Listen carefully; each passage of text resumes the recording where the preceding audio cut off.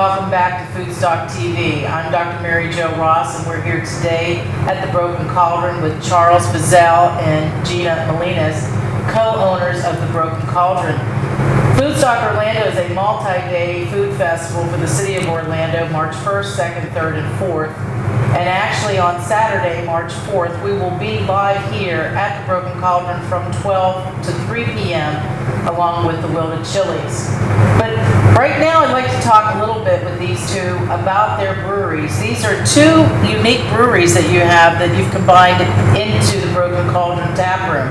So Gina, Charles, tell us a little bit about now you're the Black Cauldron. Black Cauldron, yeah. And you're the Broken Strings. So exactly. Let's talk a little bit about Black Cauldron. Well, I guess a couple of years ago, my husband and I had been trying to start our own brewery for some time, and we were introduced through a fellow brewer friend of ours, Kent Watt, Cricket Can, and we got to talking, and he had also been going through the same trials and errors of trying to open his own brewery, and we kind of decided to kind of put all of our effort and time and finances together and do something that would be a little bit unique. So food co-ops have been around for a long time, trying to either pair different types of food products together in different initiatives. So I think it's quite commendable for you that you both have gotten together to put this product together, because we're down here at 1012 West Church Street, which is a very exciting part of Orlando right now with the brand new City Soccer Stadium, which you can actually see from their front door. It's going to really make a difference down here in the Paramore area, and we see a lot more trendier breweries and food establishments popping up all over the place because of this new recent growth.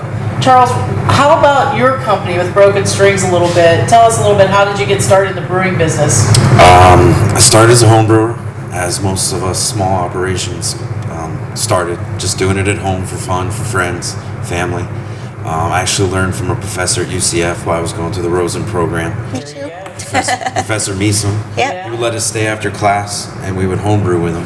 Good. And the next semester, I came back and helped him teach the new set of students. Oh, good. And just started kind of combining that with knowing that my grandfather was a master brewer in Puerto Rico, Oh, interesting. and went through all the formal training and had the formal title, and just kind of made me think it was something that I wanted. Something to do. Something to bring our family name back into the industry. Great, and you both have a passion for this, obviously. Tell us a little bit about the brews that you have here. I'm hoping that you can see these. They have a very interesting collection, and I had the pleasure of trying. What was the one that I had, the orange? You had the Tangerine Radler. The Tangerine Rattler. Doesn't that sound interesting? I'll tell you, it was very tasty. So a little bit about what you've got in front of us. These are two beers that we're going to bring to the Wednesday event on Church Street. Yeah, I was going to say, now both of these folks are going to be supplying their craft beers at the Wednesday night party on March 1st at the Church Street District at the Cheyenne Saloon. So if you come to the Church Street party on Wednesday night, you'll be able to try their products as well.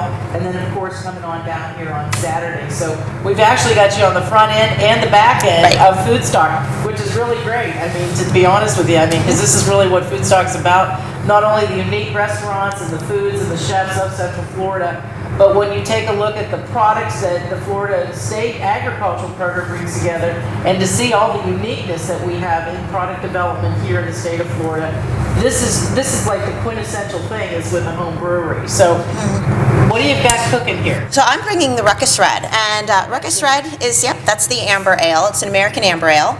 And it's actually the official beer for the Ruckus, which is the supporters group for Orlando City Soccer. Yay! Yeah, so Lions. that's one of the ones we're bringing. And then Charles, what are you brewing up here? That's Liquid Vinyl. It's our black IPA. It's one of our mainstay signature beers that we try and have had on tap since we've opened. It's been really popular. A lot of people who may not like an IPA, it's much more approachable for them, but it still has that nice hoppy and bitterness. And what's an IPA? Let's tell our audience what that is, because we're trying to appeal to those folks that are not sure about craft beer, because there's a difference between craft beer and commercial beer. And obviously, because you get all these unique flavor profiles. I am a novice, in this area. So, what is IPA? What does that stand for? IPA stands for India Pale Ale, as the country India, and it comes back in the 1400s, 1500s when they traveled back and forth with the spice trade. Absolutely. And they needed to have a beer that would survive the voyage. And there's also a caveat to that it was also a way to, when they brewed a stronger beer, that they paid less in taxes because it was based on volume, not alcohol percentage back then. So Interesting. you kind of brew it strong, ship it strong, and maybe even water it down when it got to where it needed to be.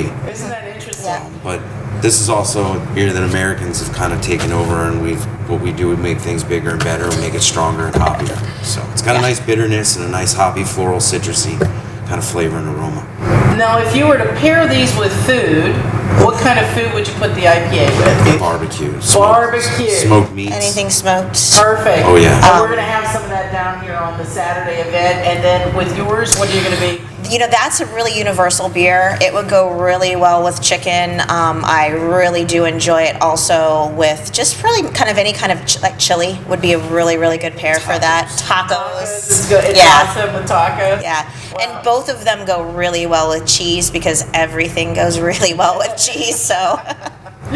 Well, we really want to thank you. And of course, the thing is too is that a lot of people, you know, being a food historian, you kind of take a look at beer has been around since the beginning of man, pretty much. I think that there was always arguments that it was always wine because you heard about wine in the Bible, you heard word about wine all those years, but it was really beer and brewed beverages that was really the forte even before the wine industry, if I'm not mistaken. You Am I are right? correct. Okay, You're correct. So good. So at least Dr. Ross knows a little bit of something around here.